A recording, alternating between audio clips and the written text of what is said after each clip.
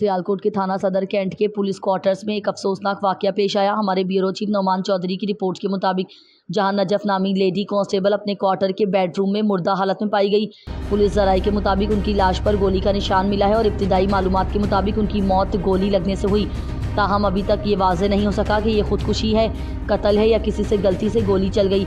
जैसे ही डीपीओ सियालकोट फैसल शहजाद को इस वाक़े की इत्तला मिली, वो फौरी तौर पर सियालकोट भर की भारी नफरी के साथ थाना सदर कैंट पहुंचे। उनके हमरा डीएसपी सीटी भी मौजूद थे। डीपीओ फैसल शहजाद का कहना था कि फॉरेंसिक टीम मौके पर मौजूद है और तहकीकात के बाद ही असल हकाइक सामने आएंगे। नाजरीन को ये भी बताते चलें कि जाँ बहक होने वाली लेडी कांस्टेबल नजफ की उम्र 30 से 40 साल के दरमियान थी। उनके शौहर भी पुलिस में कांस्टेबल हैं और इसी पुलिस स्टेशन में तैनात थे।